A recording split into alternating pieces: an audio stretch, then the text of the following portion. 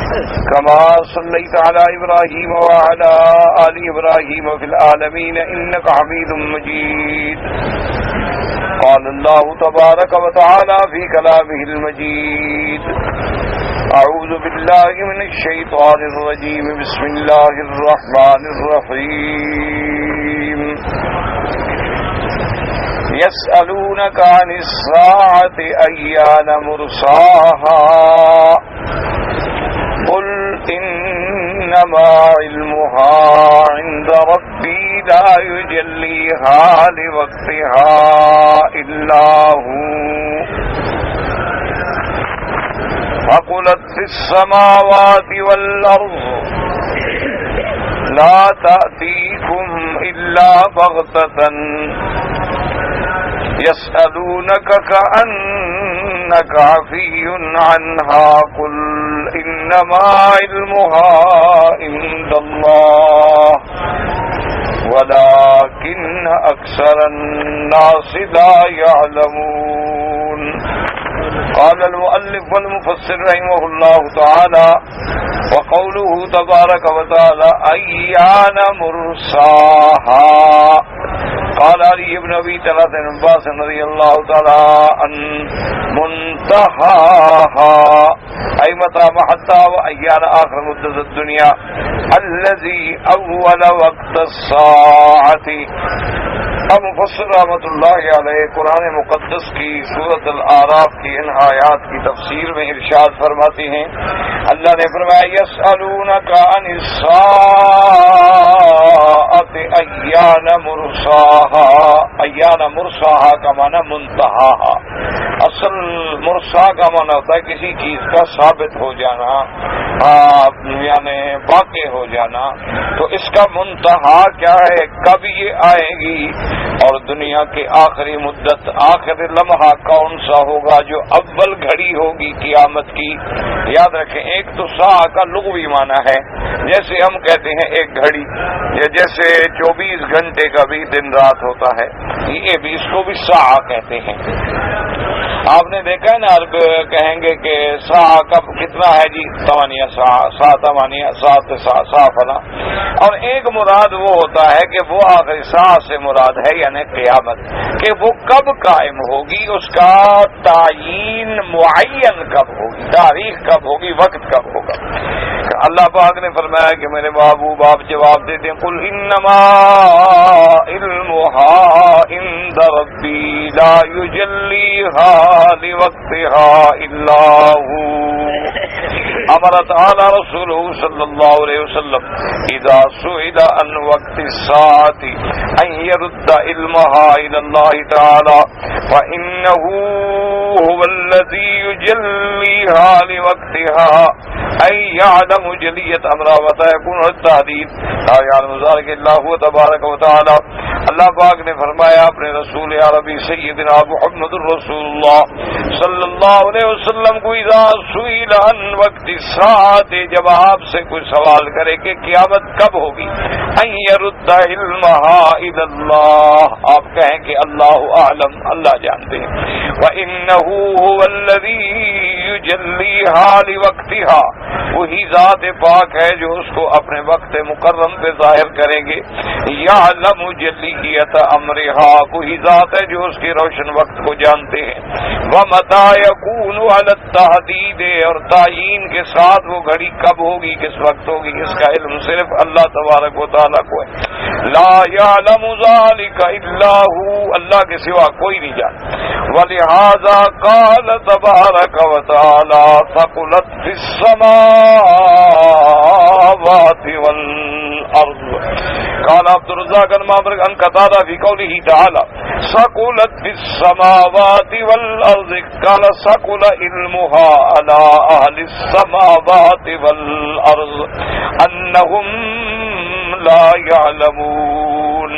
یہ بہت بھاری چیز ہے آسمانوں میں اور زمینوں میں. تو کیا مانا، یعنی ثقلت فی السماوات، اس کا علم جو ہے سماوات سے مراد ہے اہل سماوات، اور زمین سے مراد ہے کہ اہل ارض ان کے لیے اس چیز کا علم جو ہے بہت بھاری چیز ہے. انہم لا یعلمون، وہ اس کے شکل کو نہیں جانتے. قال معمر قال حسن اذا جاءت ثقلت على اهل السماوات والارض، اور حضرت حسن فرماتی ہیں کہ اس کا ترجمہ یہ ہے کہ اذا جاءت، جب وہ قیامت کی گھڑی آئے گی تو آسمانوں اور زمینوں پہ بھی بہت بھاری ہوگی کہ آسمان پھٹ جائیں گے، زمینیں بدل جائیں گی. یقول کبرت علیہم، یہ ان کے لیے بہت بھاری اور بڑی چیز ہوگی. وقال الضحاك من بعد قوله تبارك وتعالى ثقلت في السماوات والأرض قال ليس شيء من الخلق إلا يصيب ضرر يوم القيامة. حضرت ابن عباس فرماتے تھے کہ ثقلت في السماوات والأرض کا معنی یہ ہے کہ دنیا میں کوئی چیز ایسی نہیں ہوگی جس کو کچھ نہ کچھ نقصان جو ہے قیامت کے ہونے سے پہنچے گا، کیونکہ ہر چیز میں فنا جو ہونا ہے تو کوئی نہ کوئی میرے نقصان تو ہے. وقال ابن جریج ثقلت في السماوات والارض الا يصيبه من ضرر يوم القيامة، قیامت کا جو نقصان ہے وہ لازم ہوگا. وقال ابن جریج ثقلت في السماوات والارض، یہ آسمانوں اور زمینوں میں بہت بھاری ہے. کیا معنی؟ وہ فرماتے تھے اذا جاء انشقت السماء وانتشرت النجوم، کہ جب یہ قیامت کی گھڑی آئے گی آسمان پھٹ جائیں گے، ستارے گر جائیں گے. وکورت الشمس، اور سورج بے نور کر دیا جائے گا. وسیرت الجبال، پہاڑوں کو چلا کے اڑا دیا جائے گا. وکان ما قال اللہ عز وجل فذلك ثقلها. واختار ابن جریر رحمہ اللہ تعالی ان المراد ثقل علم وقتها على اهل السماوات والارض كما قال تبارک و تعالی كما قال قتادہ رحمہ اللہ تعالی وهو كما قال كقوله تبارک و تعالی لا تأتيكم الا بغتة ای ولا ينفي ذلك مجيء على السماوات اللہ تعالی عالم. تو اب یاد رکھیں اس میں دو باتیں ہو گئی. اللہ نے قرآن میں فرمایا کہ ثقلت في السماوات والارض، ثقلت کا معنی ہوتا ہے کہ بہت بھاری چیز ہے آسمان و زمین. تو اب مفسر رحمۃ اللہ علیہ نے فرمایا کہ اس کے دو معنی ہیں، یعنی یا تو جب قیامت ہوگی تو آسمان و زمین کے لیے بھی بڑی بھاری چیز ہے کہ آسمان پھٹ جائیں گے، ستارے جھڑ جائیں گے، سورج چاند جو ہے بے نور ہو کے سمندر میں ڈال دیے جائیں گے، تو بہت بھاری چیز ہے ایک چیز. اور دوسرا قول کیا ہے کہ ثقلت فی السماوات والارض، یعنی یہ بھاری چیز ہے علی اہل السماوات والارض، کہ آسمانوں میں رہنے والوں کے لیے بھی بہت بھاری چیز ہے اور زمین میں رہنے والوں کے لیے بھی بہت بھاری چیز ہے. یعنی کوئی نہ کوئی چیز جو ہے اور کوئی نہ کوئی ضرر جو ہے سب کو پہنچنا ہے. اس لیے یہ یعنی یا تو آسمان اور زمین پہ بھاری ہے کہ وہ ختم ہو جائیں گے، یا آسمان والوں پر اور زمین والوں پر بھاری ہے. ایک بات یہ سمجھ. اور دوسری بات یہ ہے علماء نے فرمایا کہ نہیں، یعنی اس کا علم جو ہے کہ یہ کب ہوگی، یہ علم بہت بھاری ہے.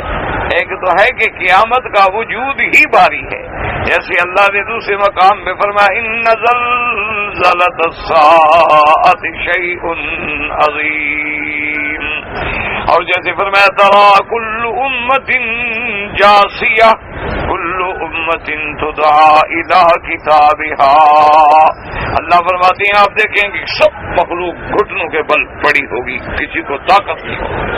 اور اسی طرح اللہ تبارک و تعالی نے فرمایا کہ قیامت کا دن جب ہوگا یوم ترجف الراجفہ تتبعها الرادفہ، اور کہیں فرمایا فإذا جاءت الطامة الكبرى، اور کہیں فرماتے ہیں فإذا جاءت الصاخة يوم يفر المرء من أخيه وأمه وأبيه وصاحبته وبنيه لكل امرئ منهم يومئذ شأن يغنيه. اللہ نے فرمایا جب وہ قیامت کی گھڑی ہوگی تو ہر آدمی ایک دوسرے سے بھاگے گا، ماں اولاد سے، باپ اولاد سے، اولاد ماں باپ سے، دوست دوستوں سے، خاوند بیوی سے. ایسی دہشت ہوگی کہ ہر آدمی کو اپنی پڑ جائے گی اور دوسرے کو بھول جائے گا. اور اسی طرح فرماتی ہیں الحاقۃ مالحاقۃ وما ادراک مالحاقۃ. اور کہیں فرماتی ہیں القارعۃ مالقارعۃ وما ادراک مالقارعۃ. تو قیامت کے ہے یا تو قیامت کا وجود بھاری، اور دوسرا قول یہ ہے کہ قیامت کی تعیین کا علم بھاری ہے، یعنی یہ جان لینا کہ قیامت کب ہوگی یہ بہت بھاری چیز ہے. کیونکہ اگر اللہ تبارک و تعالی علم دے دیں کہ قیامت کب ہوگی تو دنیا میں تو کوئی پھر عیش کے ساتھ زندگی بھی نہ گزار سکے. اس لیے یہ اللہ تبارک و تعالی کی حکمت ہے کہ اللہ نے کسی بندے کو اس کی موت کا علم نہیں دیا. اللہ تبارک و تعالی نے کسی بندے کو قیامت کی تعیین کا علم نہیں دیا، کیونکہ اگر علم آ جائے تو پھر تو انسان زندگی کیا گزار سکتا ہے. یہ تو اسی لیے آدمی جی رہا ہے، اسے پتہ نہیں ہے، وہ منصوبے بنا رہا ہے، میں جناب کل یہ کروں گا اور اگلے مہینے میں یہ کروں گا اور اس کے جب نیا سال ہوگا تو پھر میں یہ کروں گا اور فلاں تاریخوں میں میں سفر پہ جا رہا ہوں اور فلاں میں یہ کروں گا. پتہ کو نہیں ہوتا کہ میرا اگلا سانس بھی آئے گا یا نہیں آئے گا. تو وہ آدمی اپنے اس معاملے میں مگن ہوتا ہے اور بہت آ جاتی ہے. تو یہ علم کا نہ ہونا جو ہے یہ بھی ایک بہت بڑی شان ہے اور بہت بڑی عظمت ہے. اللہ تبارک و تعالیٰ کی یہ بھی ایک رحمت ہے کہ اللہ نے کسی کو علم نہیں دیا. اور اسی طرح یاد رکھیں کہ خاص طور پہ یہ 5 چیزیں جو ہیں ان کا علم اللہ نے کسی پیغمبر کو بھی نہیں عطا فرمایا، کسی اللہ نے اپنے فرشتے کو بھی نہیں عطا فرمایا. یہ خاص مغیبات ہیں کہ لا یعلمہن الا اللہ، اللہ تبارک و تعالیٰ کے سوا کسی کو علم. کیوں؟ بہت سارے غیب ایسے ہیں جو اللہ کھول دیتے ہیں اپنے پیغمبروں کا. عالم الغیب فلا یظہر علی غیبہ احدا الا من ارتضی من رسول، کھول دیتے ہیں اللہ. لیکن یہ 5 علم مغیبات ایسے ہیں کہ اللہ نے نہ کھولے ہیں اور نہ قیامت تک کسی پہ کھولیں گے. ان چیزوں کا علم جو ہے بات سوائے اللہ تبارک و تعالیٰ کی ذات کے کسی کو نہیں. اور جو اللہ علم کھول دیتے ہیں اس میں بھی اس کی رحمت ہوتی ہے، بندوں کا فائدہ ہوتا ہے. اور جس علم کو اللہ نے چھپا دیا ہے اس کا بھی بندوں میں فائدہ ہے کہ اس کے کھولنے سے بندوں کے لیے زندگی گزارنا جو ہے وہ بہت بڑا مشکل ہو گیا. اس لیے علماء نے فرما دیا کہ یہ نص قطعی ہے، اس کا علم اللہ نے کسی کو بھی نہیں عطا فرمایا. ہاں ایک ہوتا ہے علامات اشراط الساعہ کہ قیامت کی نشانیاں، اور نشانیاں جو ہے وہ حضور پاک صلی اللہ علیہ وسلم کو اللہ نے بتلا دی. اور ان علامات پر علماء نے پھر کتابیں لکھی ہیں، علامات صغرا اور علامات کبرا. بعض قیامت کی علامات ایسی ہیں جو چھوٹی نشانیاں کہلاتی ہیں اور بعض علامات ایسی ہیں جو بڑی نشانیاں کہلاتی ہیں. اور اب یہ بھی علماء کا اتفاق ہے کہ جتنی چھوٹی علامتیں ہیں وہ سب گزر گئی، سب پوری ہو گئی ہیں، اب باقی صرف بڑی علامتیں رہ گئی. یعنی جیسے کہ چھوٹی علامتوں میں حضور نے فرمایا تھا کہ ایک وقت آ جائے گا، حضور پاک نے فرمایا کہ بکریوں کے چرانے والے عرب، وہ عرب لوگ جو بکریاں چراتے تھے جن کے پاؤں میں جوتا نہیں ہوتا تھا، وہ اپنے بلڈنگوں کی بلندیوں میں فخر کریں گے کہ میری بلڈنگ بڑی ہے، اور وہ کہے گا میری بلڈنگ بڑی ہے. تو فرمایا یہ بھی علامات ہے قیامت. اور اسی طرح حضور پاک نے فرمایا کہ یہ بھی علامات قیامت میں ہے کہ الرجل صدق اصدقاءہ، کہ آدمی اپنے دوستوں کا بڑا وفادار ہوگا لیکن ماں باپ کا نافرمان ہوگا. اپنے دوستوں کے ساتھ تو بڑی یاری، اور یاروں کا یار ہے، اور جناب آدھی رات کو فون کریں تو آ جاتا ہے. اور باپ بلاتا رہے اور پڑا رہے اور بیمار ہو تو پوچھے گا بھی نہیں کہ پتہ نہیں زندہ ہے یا مر گیا. یعنی دوستوں کے ساتھ بڑی نبھا اور وفاداری اور والدین کی نافرمانی. تو فرمایا یہ بھی علامات ہے قیامت. اور اسی طرح حضور پاک صلی اللہ علیہ وسلم نے فرمایا کہ یہ بھی علامات قیامت میں ہے کہ جب دنیا میں گانا بجانا زنا عام ہو جائے تو یہ بھی علامات قیامت ہے کہ گانے بجانے کی کثرت ہو جائے گی اور وہ فواحش منکرات جو ہیں اوپر آ جائیں گے. اور ہر گھر میں الا ماشاء اللہ ہر گھر کے اندر یہ بلا جو ہے داخل ہو جائے گی. فرمایا یہ بھی علامات قیامت. اسی طرح حضور پاک صلی اللہ علیہ وسلم نے فرمایا کہ زنا کی کثرت ہو جائے گی، یہ بھی علامات قیامت ہے. اسی طرح حضور پاک صلی اللہ علیہ وسلم نے فرمایا کہ قاری جو ہیں قرآن پڑھنے والے یہ تو بہت ہو جائیں گے لیکن عالم تھوڑے. علماء جو ہیں وہ تھوڑے، بڑا خوبصورت قرآن پڑھیں گے، تقریریں کریں گے لیکن علم نہیں ہوگا. علماء کی قلت ہو جائے گی اور بڑا زبانی کلامی پڑھنے والوں کی جو ہے وہ کثرت ہو جائے گی. اسی طرح حضور پاک صلی اللہ علیہ وآلہ وسلم نے فرمایا کہ سرزمین عرب جو ہے اس میں سبزہ درخت ہو جائیں گے. آپ دیکھیں نا کہ حضور پاک کے زمانے میں یہاں کوئی درخت تھا، کوئی چیز نظر آتی. اور سیدنا ابراہیم علیہ السلام نے جب بچوں کو چھوڑا تو کیا فرمایا؟ وادٍ غیر ذی زرع، یا اللہ میں ایسی وادی میں اپنے بچوں کو تیرے حکم پہ چھوڑ رہا ہوں جہاں کوئی آبادی نہیں، کوئی پانی نہیں، کوئی ذریعہ ہی نہیں، لیکن فرمایا کہ یہاں اشجار و ابحار زیادہ ہو جائیں گے. یہ بھی علامات قیامت.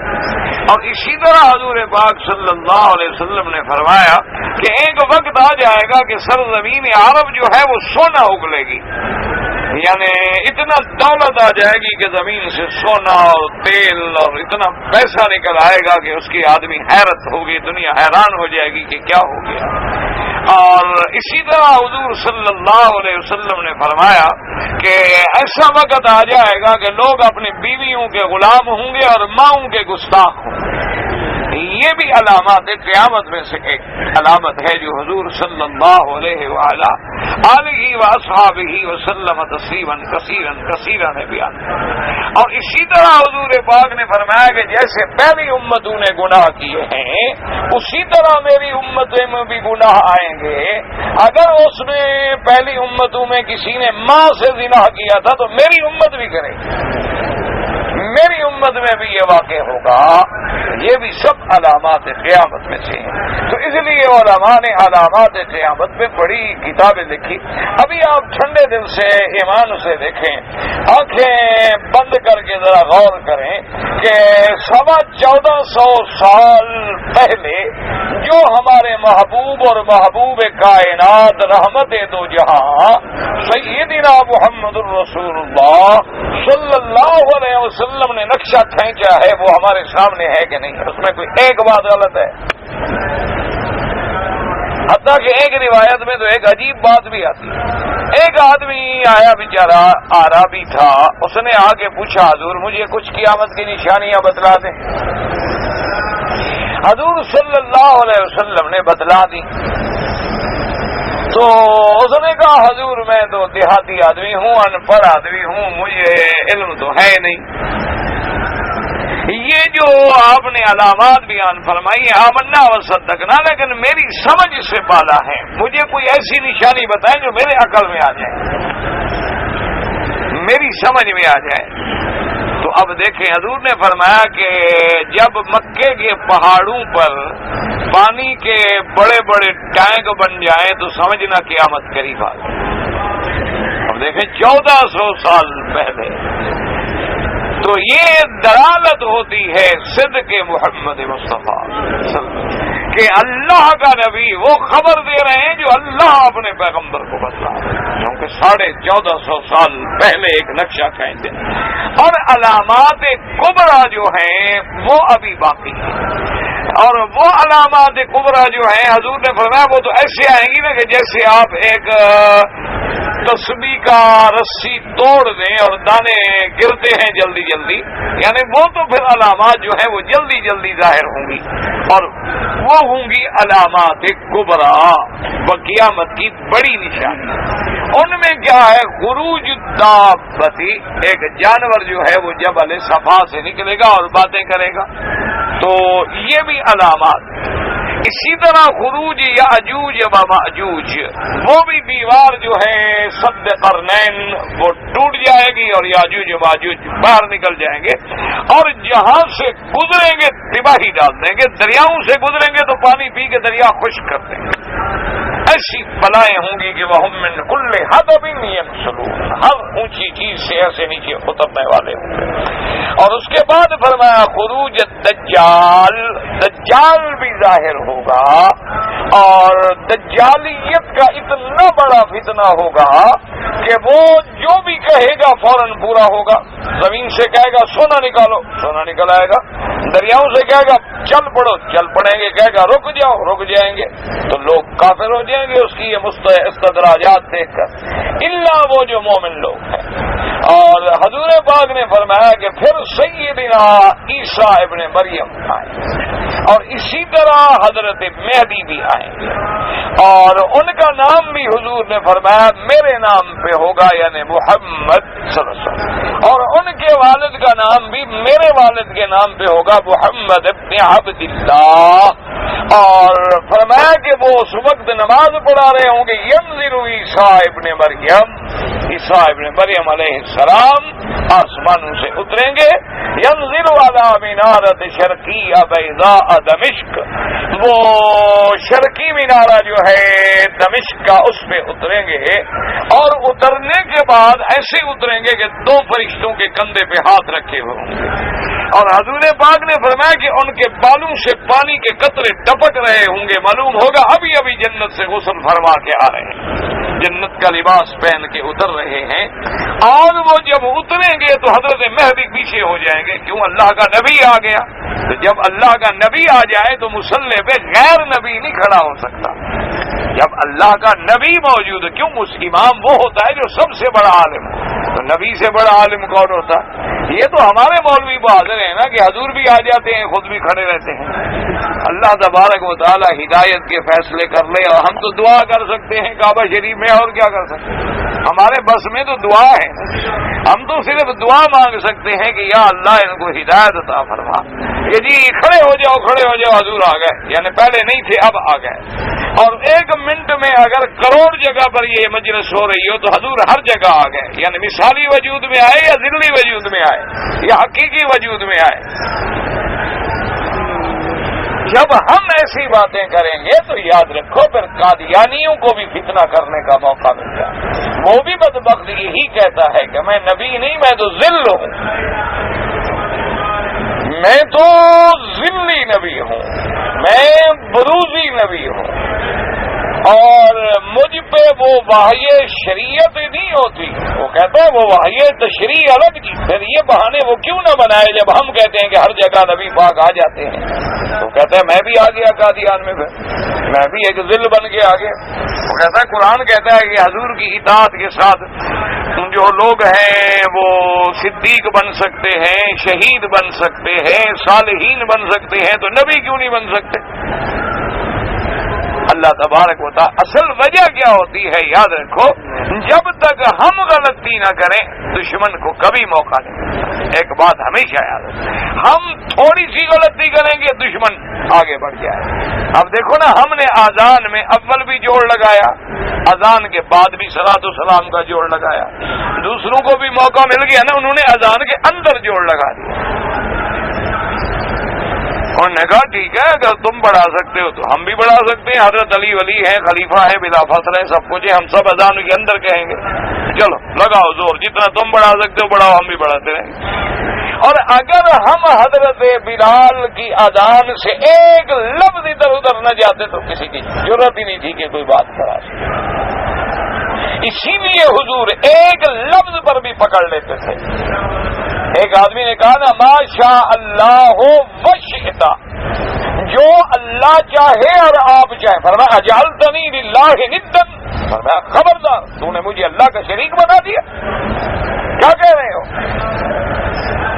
حالانکہ یہ عام بات ہے، ہر آدمی کہتا ہے جی اللہ چاہے جو آپ چاہیں، یہ تو عام محاورے میں بھی آج کل آدمی کہہ دیتا ہے نا، اور جی جو اللہ چاہے اور پھر آپ چاہیں۔ حضور نے فرمایا کہ نہیں، تو نے کہا ہے ما شاء اللہ وشئت، تو حرف وا جو ہے یہ جمع کے لیے ہوتا ہے، تو نے مجھے اللہ کے ساتھ ملا دیا۔ خبردار ایسا لفظ بھی نہ بولا کرو جس میں شرک کی بو آ جائے، کہنا ہو تو یوں کہو ما شاء اللہ ثم شئت، یعنی وہ حرف بھی نہ آئے جس حرف میں ڈر پیدا ہو جائے شرک کا. یہ تو کہہ سکتے ہو کہ جو اللہ چاہے اور اس کے بعد جو آپ چاہیں، لیکن لفظ حرف وا کے ساتھ نہ کہو کہ وشیتا. وا جو ہے یہ تو ملانے والا ہے. یا انی زید و امر، میرے پاس زید بھی آیا امر بھی آیا، دونوں مل کے آئے. تو اللہ چاہے وشیتا، تو اس میں شرک کی بو آ رہی تھی تو حضور غصے میں ہو گیا صلی اللہ علیہ وآلہ. اسی لیے ہم علماء کہتے ہیں کہ یا اللہ یہ حرف ندا ہے. اگر آگے لکھو گے یا رسول اللہ یا لکھو گے یا محمد تو وہ ندا ادھر بھی لگ گئی تو شرک کا شائبہ پیدا ہو گیا، اس لیے لکھنا منع ہے. لوگ کہتے ہیں دیکھو جی یہ تو نبی کو نہیں مانتے، نبی کو نہیں مانتے تو نمازیں تمہاری پڑھ رہے ہیں، نبی پاک کو نہیں مانتے تو اذان میں روزانہ اشہد ان محمد رسول اللہ کیوں پڑھ رہے ہیں، نبی کو نہیں مانتے تو تکبیر میں روزانہ اشہد ان محمد رسول اللہ کیوں پڑھ رہے ہیں، نبی پاک کو نہیں مانتے تو طواف حجر اسود سے کیوں شروع کر رہے ہیں، کیوں پتھر کو بوسے دے رہے ہیں. کوئی عقل کی بات کرو. بات ہے شریعت کی، اس کو لوگوں کے دماغوں کو ایکسپلائٹ کرنے کے لیے، دھوکہ دینے کے لیے کہہ دیا جاتا ہے دیکھو جی نبی کو نہیں مانتے. او اللہ کے بندے، یہ نماز، روزہ، حج، زکوٰۃ، مسواک، وضو، حلال حرام، نکاح، طلاق، میراث، یہ کس نے بتلایا ہے ہمیں؟ تو اگر کوئی بندہ نبی کو نہیں مانتا تو اس شریعت میں کیوں چل رہا ہے؟ اگر نعوذ باللہ وہ نبی کا منکر ہے یا نعوذ باللہ حضور کی شان میں کوتاہی کرتا ہے، وہ تو حضور کے بوسے کو اب 1450 سال گزر گئے آج تک بھی نہیں چھوڑتا، کپڑے پھٹ رہے ہیں بوسا دوں گا. کیوں؟ حضور نے جو بوسا دیا ہے. تو نبی کو نہیں مانتا. بھر بھر کے زمزم لوگ لے جا رہے ہیں، کیوں؟ حضور نے فرما دیا زمزم شفا ہے. تو یہ ساری باتیں جو اب مانی جا رہی ہیں، روزانہ ایمان سے کہ مکے مدینے میں کھڑے ہو، اللہ کے کعبے میں ہو، یہاں اذان ہوتی ہے کہ نہیں ہوتی؟ اذان میں اشہد ان محمد رسول اللہ کہتے ہیں، اور تکبیر میں تو یہ تو نجدی ہے، نبی کو نہیں مانتے تو اشہد ان محمد رسول اللہ کیوں کہہ رہے ہیں؟ اچھا، روز جو امام قرآن پڑھا رہے ہیں، یہ قرآن کس پہ اترا ہے؟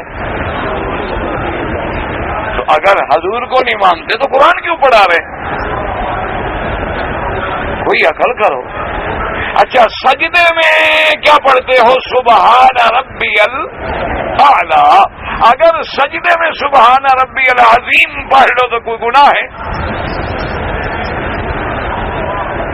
رکوع میں پڑھتے ہو سبحان ربی العظیم، وہاں سبحان ربی الاعلی کیوں نہیں پڑھتے ہو؟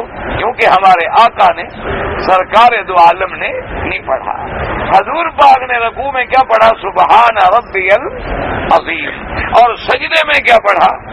سبحان ربی الاعلی.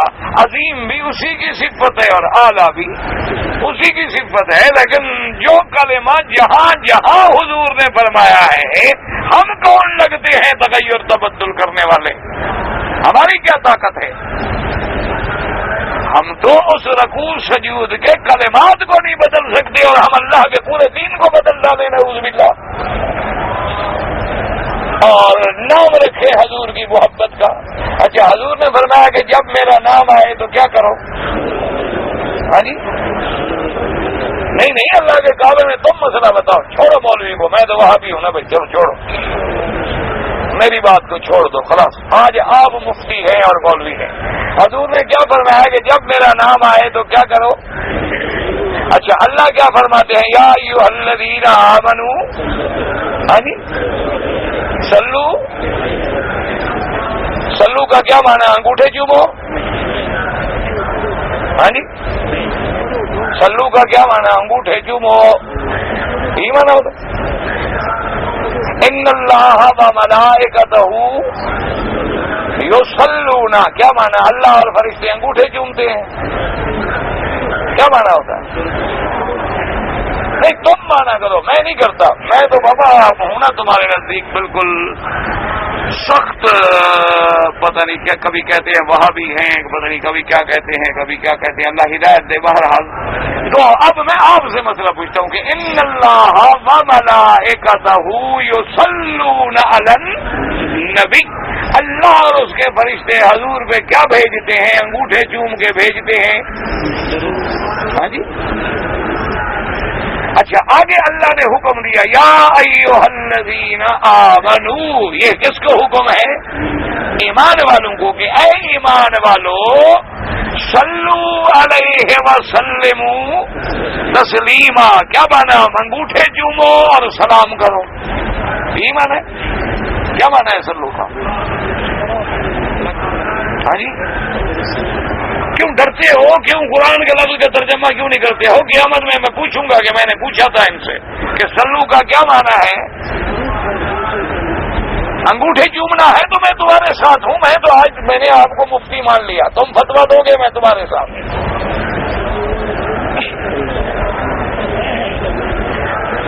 اب یہ کہنا کہ آدم نے چوما تھا، وہ کس قرآن کی آیت میں ہے کہ آدم نے چوما تھا؟ بخاری میں ہے، مسلم میں ہے، سیاہ ستہ میں ہے، کس حدیث میں ہے؟ ایک، تم نے کلمہ محبوب دو جہاں حضرت محمد پاک کا پڑھا ہے یا آدم کا پڑھا ہے؟ تو ہم پر شریعت آدم کی چلے گی یا حضور کی چلے گی؟ موسیٰ علیہ السلام کی شریعت ہم پہ چلے گی؟ ان کے زمانے میں تو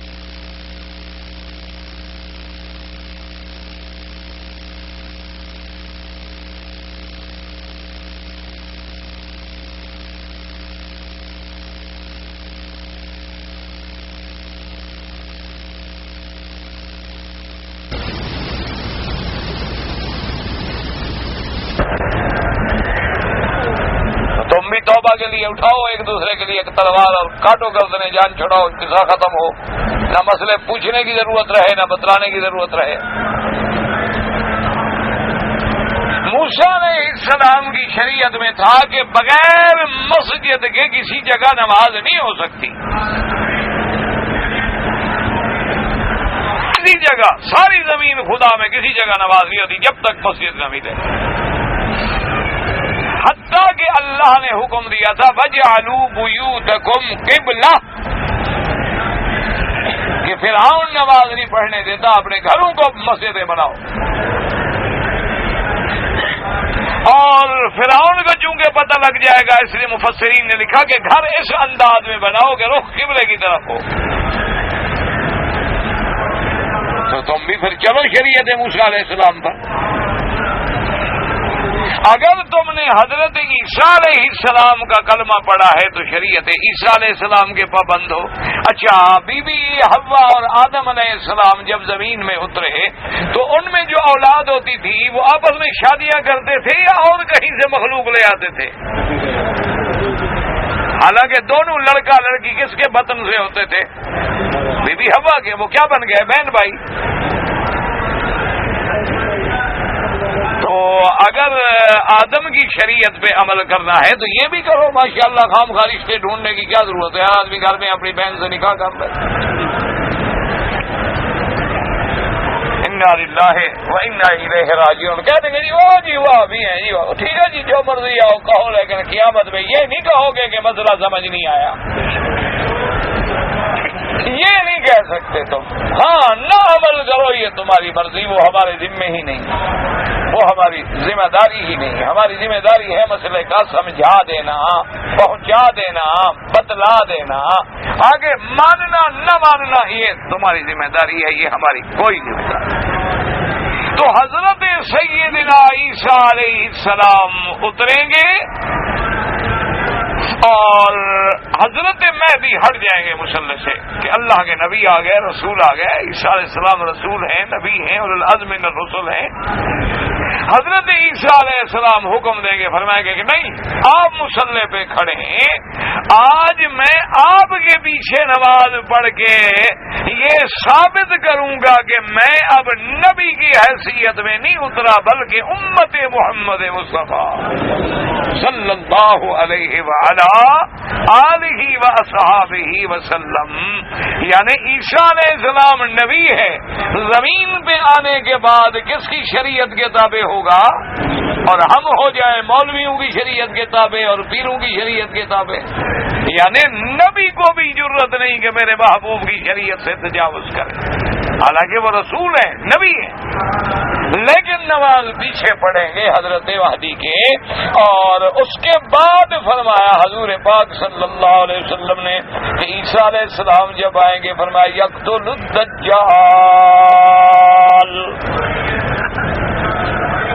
دجال کو بھی قتل کون کریں گے؟ عیسیٰ۔ اور دجال کہاں سے ہوگا؟ یہود میں سے ہوگا، یاد رکھنا۔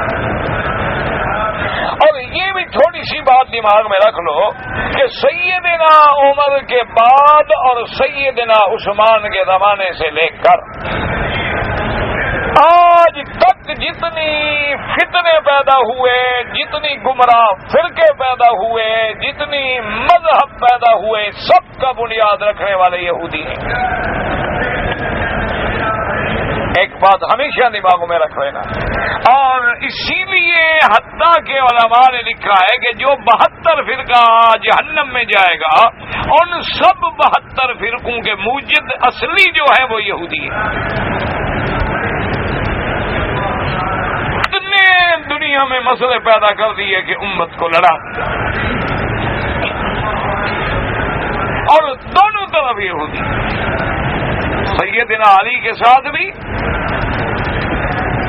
ظاہراً ایمان لے آئے اور اندر سے منافق، اور حضرت سیدہ عائشہ کے ساتھ بھی، اس لیے جنگ صفین، جنگ جمل، جنگ نہروان، یہ جتنی ہوئی ہے اس کے پس منظر میں یہودی۔ اور آج بھی جو دنیا میں فتنہ ہے، کہیں آپ دیکھ لیں کہ شیوعیت کا، سوشلزم کا فتنہ ہے، کہیں سرمایہ داری کا فتنہ، دونوں کے موجب یہودی ہیں، دونوں کے فلسفے کے موجب اصلی جو ہے وہ یہودی ہیں۔ اور مسلمانوں کا سب سے ازلی، ابدی، اصلی، نسلی دشمن جو ہے وہ یہودی ہے۔ لَتَجِدَنَّ أَشَدَّ النَّاسِ عَدَاوَةً لِلَّذِينَ آمَنُوا الْيَهُودَ، اصلی دشمن جو ہے وہ یہودی ہے. اور تمام اس وقت جو عالم کو فتنے درپیش ہیں اور عالم کا امن خطرے میں ہے، اس کے پیچھے بھی یہود ہے. اور دجال جو ہے وہ بھی یہودی ہوگا، اور تمام یہود جو ہیں اس وقت بھی دجال کی پیروی کریں گے، اس کے پیچھے ہوں گے. اور حضرت عیسیٰ علیہ السلام آگے دجال کو قتل کریں گے اور یہودیت کے فتنے کو ہمیشہ کے لیے مٹا ڈالیں گے. حتیٰ کہ حدیث مبارک میں آتا ہے ایسا وقت ہوگا کہ اگر کوئی یہودی بھاگ کے کسی جھاڑی کے پیچھے چھپے گا، کسی پہاڑی کے پیچھے چھپے گا، تو وہ جھاڑی بول پڑے گی، مسلمان ادھر آؤ، یہ چھپا ہوا ہے بدبخت. میں کبھی کبھی سوچتا ہوں کہ یہ آپ تو سمجھتے ہیں یہودی طاقت پکڑ رہے ہیں، میرے خیال میں خود اکٹھے اسی لیے ہو رہے ہیں کہ عیسیٰ علیہ السلام کو تکلیف نہ ہو. کہاں کہاں ڈھونڈنے کے لیے جاتے ہیں، کوئی کسی ملک میں بدبخت ہوتا، کوئی کسی ملک، ایک جگہ اکٹھے تو ہو جائیں جان چھوٹے. یہ ان کی قوت کی بات نہیں ہے، یہ بھڑکتا ہے چراغ صبح جب خاموش ہوتا ہے. یہ ان کی آخری بھڑکے ہیں، یاد رکھ لیں. اور اللہ قرآن میں تمہیں کہہ چکا ہے، لیکن تم نے تو قرآن تویزوں کے لیے رکھا ہوا ہے نا، پڑھتے نہیں. اللہ قرآن میں کہہ چکا لَتُفْسِدُنَّ فِي الْأَرْضِ مَرَّتَيْنِ، تم زمین میں دوبارہ بھی فساد کرو. اور فرمایا کہ پھر جیسے میں نے تمہیں پہلے مزہ چکھایا تھا اسی طرح پھر تمہیں آخر میں بھی مزہ چکھایا جائے گا. پہلے بھی مزہ چکھایا تھا کہ بخت و نصر نے ایک دن میں 6 لاکھ یہودیوں کو قتل کیا. اسی طرح اللہ نے فرمایا جب تم دوبارہ فساد کرو گے ثم رددنا علیکم الکرۃ، پھر ہماری باری بھی آ جائے گی تم پر بدلہ لینے کی. اور انشاءاللہ اللہ سے دعا کریں کہ یہود کی ہلاکت و بربادی کا وقت قریب آ جائے اور مسلمانوں کی عزت و رفعت کے فیصلے اللہ عرش سے فرما دے. ہم جیسے بھی ہیں، برے بھی ہیں، گناہگار بھی ہیں، لا شک فی ذالک، ہمیں اعتراف ہے، لیکن اس کا نام تو لیتے ہیں. جیسے بھی ہے نام لیوا تو ہے، جیسا بھی کیا گزرا بندہ ہو نام لیوا تو ہے نا جی. آدمی کو آپ دیکھیں نا جی، ذمہ داروں کو دروازے کے میراثی بھی عزیز ہوتے ہیں. ہمسایہ چوڑا ہو، ہمسایہ گندگی اٹھانے والا ہو، وہ بھی عزیز ہوتا ہے. بندہ سوچتے کہ یار میری پناہ میں بیٹھا ہے، میری زمین میں بیٹھا ہے، میرے علاقے میں بیٹھا ہے، میں اس پہ نہیں ظلم ہونے دوں گا. میرا مولا ہم کچھ ہیں بگڑ گئے، ہمارا ایمان ہے، ہمارا اعتراف ہے، ہمارے عقیدے بھی بگڑ گئے، ہم توحید کے بجائے قبر پرست بن گئے، ہم حضور کی سنت کے بجائے بدعتی بن گئے، ہم ایمان کے بجائے کفر و شرک کے قریب ہو گئے، اعمال صالحہ کے بجائے اعمال سیئہ کے خوبر ہو گئے، ہم نیکی کے بجائے بدی کے مرتکب ہو گئے، ہم سچائی کے بجائے جھوٹ کا شکار ہو گئے، ہم امانت و دیانت کے بجائے خیانت اور جھوٹ کا پوری دنیا میں سمبل بن گئے. لیکن پھر بھی مولا تیرا نام لیتے ہیں اور تیرے مدنی پاک کی امت میں ضرور شامل ہیں. بس اسی نسبت سے کوئی رحم کا فیصلہ فرما دے اور مسلمانوں کی عظمت رفتہ کو بحال کرنے کا فیصلہ فرما دے اور مسجد اقصی کی آزادی اور مسلمانوں کی سپردگی کا فیصلہ فرما دے. تیرے آگے مولا کوئی مشکل نہیں. وما ذالک علی اللہ بعزیز. اگر تو ابابیلوں سے ہاتھیوں کو مروا سکتا ہے تو فلسطینیوں کے پتھروں سے یہودیوں کو بھی تباہ کر سکتا ہے. تیرے آگے کوئی بات بعید نہیں ہے، صرف تیری رضا کی دیر ہے، بس تیری مدد آنے کی دیر ہے. اور جب تو فیصلہ فرما لیتا ہے نا، رات کی تاریکی میں میرے مدنی کھڑے ہیں صلی اللہ علیہ وسلم. اللہ اکبر. کتنا مشکل وقت آ گیا کہ میرے آقا کی رحمت دو جہاں کی نمازیں قضا ہو گئیں. یعنی کتنا بڑا مشکل وقت آ گیا مدینہ منورہ پر کہ میرے آقا رحمت دو جہاں کی نمازیں قضا ہو گئیں. اور اتنی کفر نے اپنی طاقت کو جمع کیا، اتنی طاقت کو جمع کیا کہ سارے احزاب، سارے قبائل اکٹھے کر کے، اور سازش کرنے والے کون تھے؟ یہودی۔ اس وقت بھی اس سازش کے سرغنہ کون تھے؟ یہود۔ سب مدینہ منورہ پہ چڑھ آئے۔ اللہ اکبر، حضور صلی اللہ علیہ وسلم بیٹھے ہیں اور آپ نے فرمایا کہ من یأتینی خبر القوم، فرمایا کون ہے میرے صحابہ میں جو ہمت کرے اور جا کے دشمن کے کیمپ میں حالات معلوم کرے کہ سارے دشمن جو اتنی دیر سے مدینے کو محاصرہ کر کے ڈیرا ڈال کے پڑ گئے ہیں، کیا ارادے ہیں آخر ان کے؟ کہتے ہیں اتنی شدید یعنی عالم تھا، اندھیرا، سردی اور شدت کا، کہ آدمی اپنا ہاتھ بھی خیمے سے باہر نہیں نکال سکتا تھا، اس لیے صحابہ ہمت نہیں کر رہے۔ حضرت زبیر نے کہا کہ انا یا رسول اللہ، انہوں نے کہا حضور میں جاؤں گا۔ حضور پاک نے توجہ نہ دی۔ وجہ کیا تھی کہ حضرت زبیر نوجوان تھے، بالکل شباب تھا، آپ چاہتے تھے کہ کوئی تجربے کار آدمی اٹھے۔ حضور نے پھر فرمایا، پھر وہی کھڑے ہو گئے۔ حضور نے پھر فرمایا، پھر وہی کھڑے ہو گئے۔ حضور نے فرمایا اچھا پھر جاؤ۔ صرف احوال معلوم کرنا ہے، خیال رکھنا، لڑائی نہیں کرنی، لڑائی کی آگ نہ بھڑکا دینا۔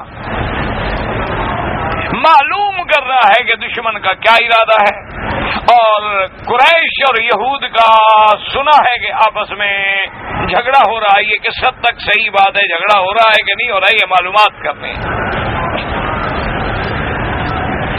اب صحابی کے دیکھیں، کہتے ہیں کہ جب میں باہر نکلا، کہتے ہیں حضور پاک صلی اللہ علیہ وسلم رحمت دو جہاں کی دعا کی برکت یہ تھی، میں باہر ایسے چل رہا تھا جیسے کوئی ہیٹر لگے ہوئے علاقے میں چل رہا ہوں، کوئی سردی نہیں، پتہ ہی کوئی نہیں سردی کدھر ہے۔ حضور پاک نے جو دعا فرما دی، گئی ہر چیز۔ اور پھر اسی تاریکی میں، اسی رات میں میرے مدنی پاک نے تہجد کے وقت میں مصلی پہ کھڑے ہو کے دعا مانگی کہ میرا مولا اب مدینے پہ بڑا مشکل وقت آ مدینہ منورہ کا بڑا حال جو ہے وہ مشکل ہو گیا، صحابہ حصار میں آ گئے، چیزیں آنی بند ہو گئی ہیں، دشمن نے ہر طرف سے گھیر لیا ہے اور باہر نکل کے مقابلے کی سکت نہیں ہے۔ مہربانی کر اللہ سے آپ نے دعا مانگی، اللہ نے فرمایا میرے محبوب گھبرانے کی کیا بات ہے، ہم ایسا لشکر بھیجتے ہیں جنود لم تروہا، ایسا لشکر بھیج رہا ہوں جو کسی نے دیکھا ہی نہیں، ایسا لشکر کے جنود لم تروہا۔ دعا کرو اللہ ان یہودیوں پہ بھی کوئی ایسا لشکر دے۔ اور وہ لشکر پتہ ہے کیا ہے؟ حضور پاک نے فرمایا نصرت بالصبا واہلکت عاد بالدبور۔ حضور نے فرمایا اللہ نے باد صبا، ہوا چلا کے میری مدد کی، اللہ نے حکم دیا ہوا کو کہ چلو، اور سب کافروں کے پورے خیمے، جانور، گھوڑے اٹھا کے پھینک دو۔ کوئی تلوار چلانے کی ضرورت ہی نہیں پڑی جناب، صبح کا سورج نکلا تو کافر ہے ہی نہیں، خیمے اڑ رہے ہیں، گھوڑے اڑ رہے ہیں، جانور اڑ رہے ہیں، دیگیں پکی ہوئی اڑ رہی ہیں، بندہ باہر نکلتا تو اڑ کے ادھر جا پڑتا ہے۔ انہوں نے کہا بھاگو، اب یہ فیصلہ ہو گیا، اللہ کا عذاب آ گیا، اللہ کے عذاب کا مقابلہ نہیں کر سکتے، نکلو بھاگو بس۔ اس لیے اللہ کی مدد تو آئے گی انشاءاللہ۔ تو عیسیٰ علیہ السلام دجال کو بھی قتل کریں گے، وَيُكْسِرُ الصَّلِيبَ، اور صلیب کی قوت کو بھی مٹا دیں گے، وَيَضَعُ الْجِزْيَةَ، اب جزیہ ختم، یا اسلام لاؤ یا مقابلہ کرو۔ وَيَمْلَأُ الْأَرْضَ عَدْلًا وَقِسْطًا، تو یہ قیامت کی بڑی نشانیاں ہیں، لیکن قیامت کی تعیین کب ہوگی یہ کسی کو علم نہیں ہے، یہ علم اللہ کے مغیبات خاصہ میں ہے، لا يعلمهن الا اللہ، اس لیے اللہ نے فرما دیا کہ میرا محبوب صلی اللہ علیہ وسلم، اب مفسر فرماتا ہے کہ یہ لفظ بھی دلالت کرتا ہے ثقلت فی السماوات والارض لا تأتیکم الا بغتۃ، قرآن کا یہ لفظ دلالت کرتا ہے کہ آسمان و زمین میں اس کا علم ہونا کہ کب ہوگی، یہ بات بھاری ہے، یہ علم بھاری ہے، یعنی وہ قیامت تو بھاری ہے ہی ہے، لیکن یہ علم ہو جانا بھی بھاری ہے۔ کیوں؟ لا تأتیکم الا بغتۃ، نہیں آئے گی مگر قیامت اچانک، کسی کو پتہ بھی نہیں لگے گا، حوض والا حوض بنا رہا ہوگا، کپڑے والا کپڑا بیچ رہا ہوگا کہ قیامت ہوگی، اس لیے فرماتے ہیں ولا ينفي ذلك سکر مجیء علی اہل السماوات والارض، تو جس چیز کا علم اتنا بھاری ہوگا اب وہ چیز خود کتنا بھاری ہوگی، یعنی اس کا علم بھی بھاری اور اس کا آسمانوں اور زمینوں پر آنا بھی بھاری۔ اللہ تبارک و تعالی سے دعا کرے اللہ ہر کلمے پڑھنے والے کا خاتمہ ایمان پہ فرما دے، اور اللہ ہمارے لیے قبر حشر سب اپنی رحمت سے آسان فرما دے۔ اگر کوئی آدمی عقیقہ نہ کرے، بھائی عقیقہ کرنا یاد رکھو سنت ہے، اور عقیقہ کرنا والدین کی ذمہ داری ہے کہ جب بچہ پیدا ہو، لڑکا ہو تو 2 بکرے یا 2 دمبے، اور لڑکی ہو تو 1 بکرا یا 1 دمبا، 7ویں دن اس کے بال اتار کے بالوں کا وزن کر کے جتنا بال ہوں مثلا 2 تولے اتنی تولے چاندی ہے اس کی قیمت خیرات کر دے، اور 2 بکرے ذبح کر کے تقسیم کر دے یا پکا کے کھلا دے، جیسے خود بھی کھا سکتا ہے، دوستوں کو بھی کھلا سکتا ہے، غریبوں کو بھی کھلا سکتا ہے، یہ سنت ہے۔ اگر کوئی غریب تھا اور نہیں کر سکا کوئی بات نہیں، کوئی مسئلہ نہیں، کوئی مشورہ نہیں، اگر کوئی آدمی غریب ہے نہیں کیا عقیقہ نہیں کیا۔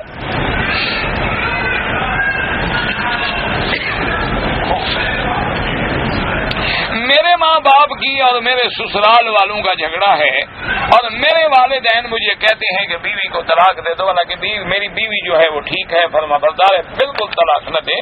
شریعت یہ نہیں کہتی کہ والدین کا وہ حکم بھی مانو جو شریعت کے خلاف ہو، یعنی اگر کل والدین آپ کو کہیں کہ نماز نہ پڑھو تو نماز چھوڑ دو گے، یہ کیا بات ہے؟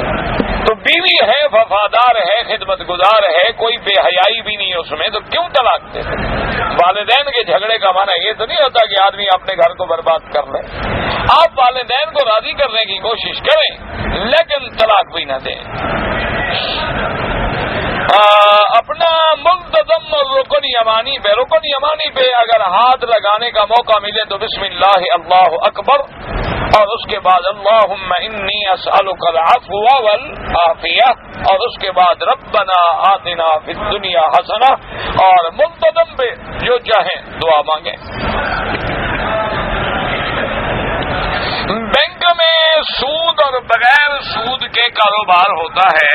بات یاد رکھو کہ ایک تو ہمارے ملک میں جو انہوں نے نفع نقصان کے کھاتے نکالے تھے وہ تو جھوٹ ہے۔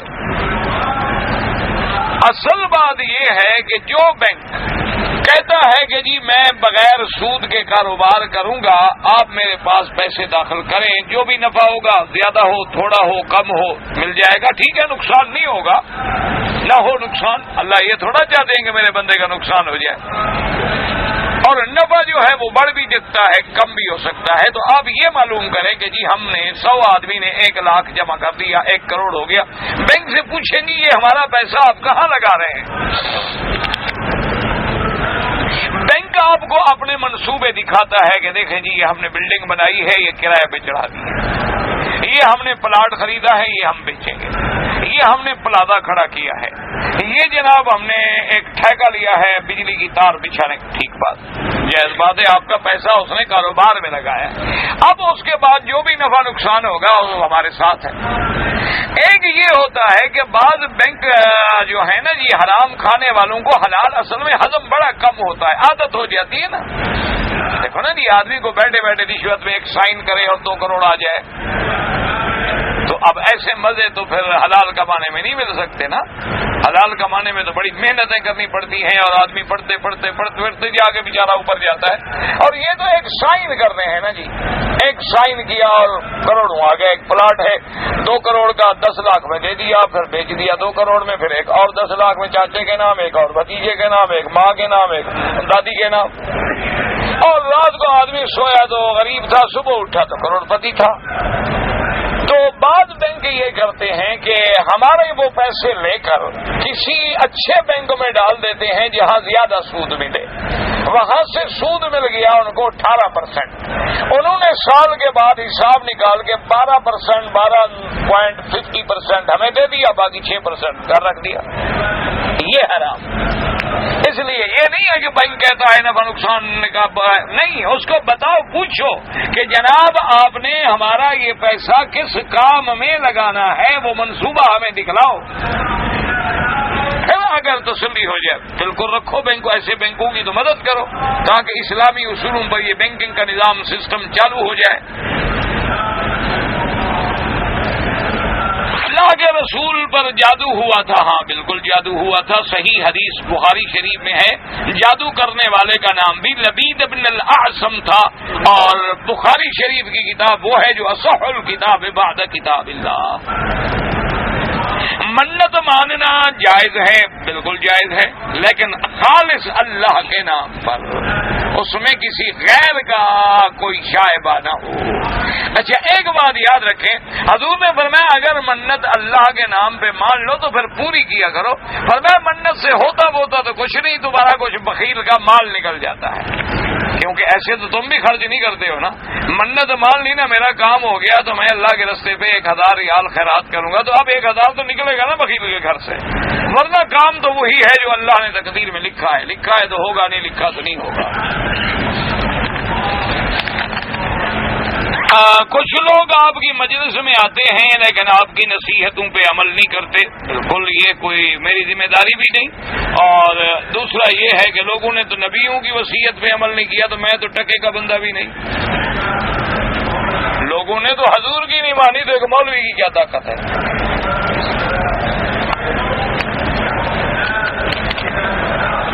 لوگ داڑھی کا مذاق کرتے ہیں, توبہ کریں. داڑھی کا مذاق کرنا آدمی کو کفر میں لے جاتا ہے.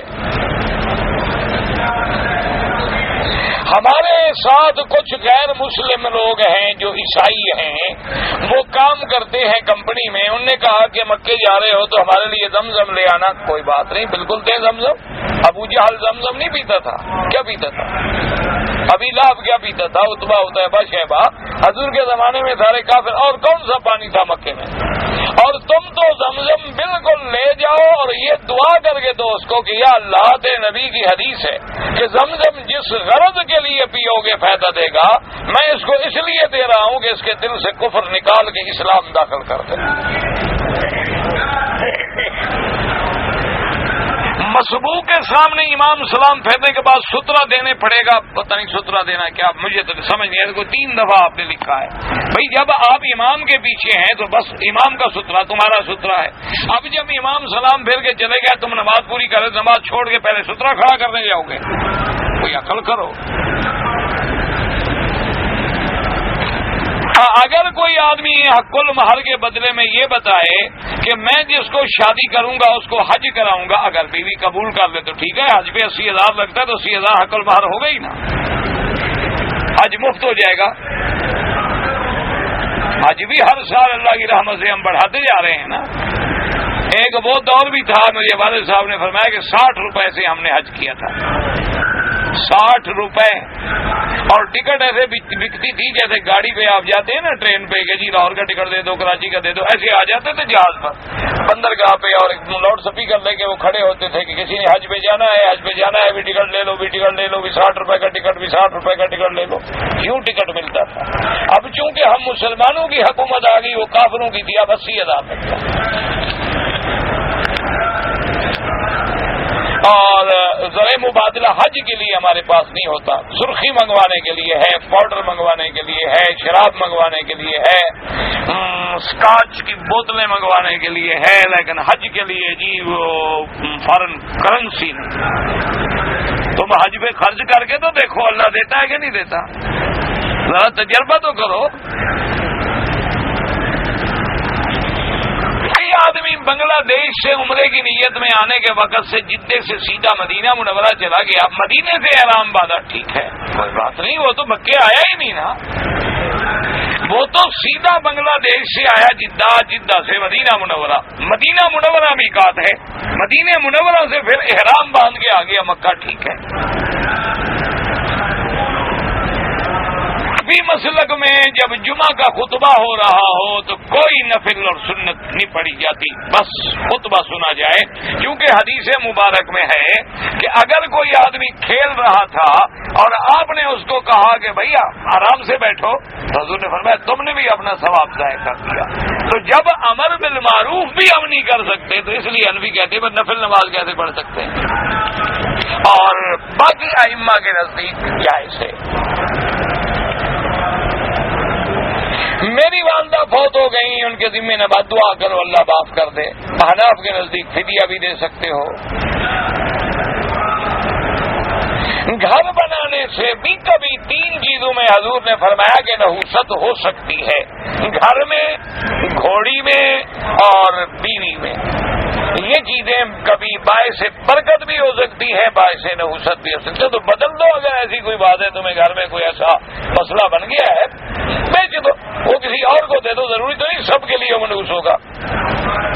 اور بعض علماء کہتے ہیں کہ معنی یہ ہے کہ اگر نحوست ہوتی تو ان تین میں ہوتی، ان میں بھی نہیں ہوتی۔ تو بہرحال پہلے تو اللہ سے دعا کرو اور استخارہ کر لو کہ میں گھر بیچوں یا نہ بیچوں، جو بات اللہ دل میں ڈالے اس پہ عمل کرو۔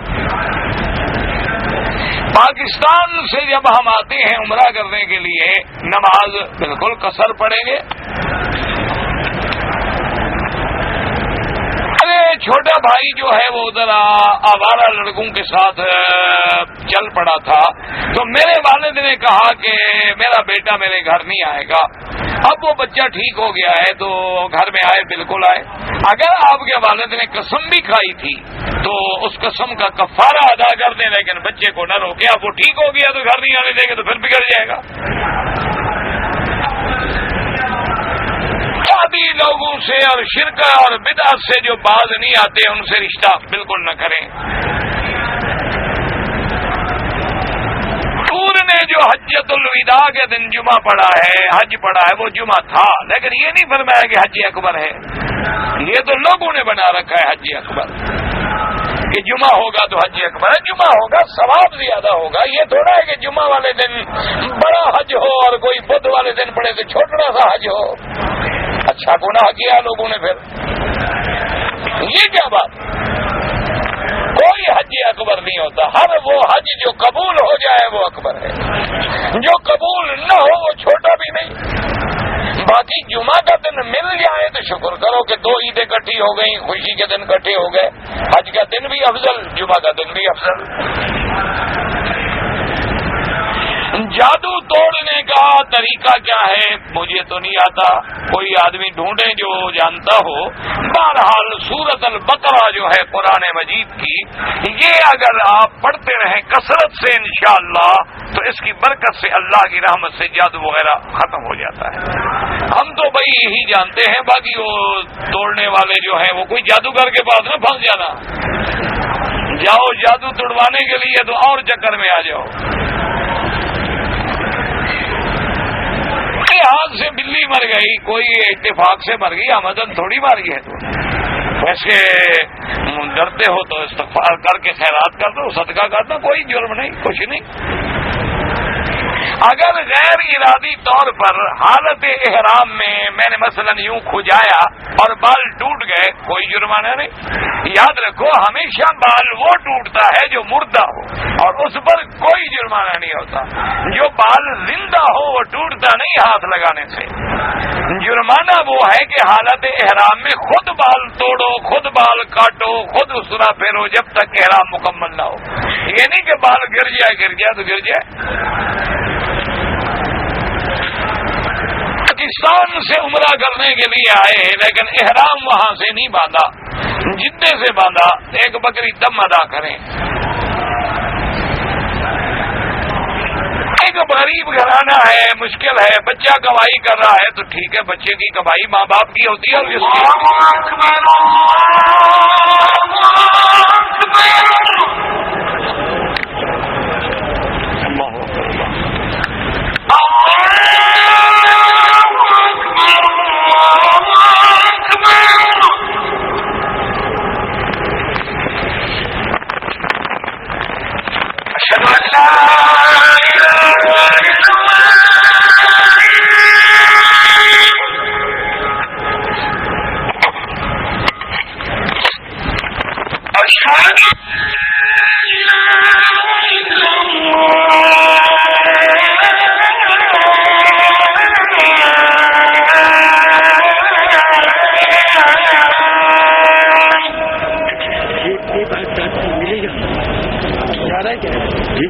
جانے والا ہوتا تو مل جائے گا، نہیں جانے والا تو کل ملے گا.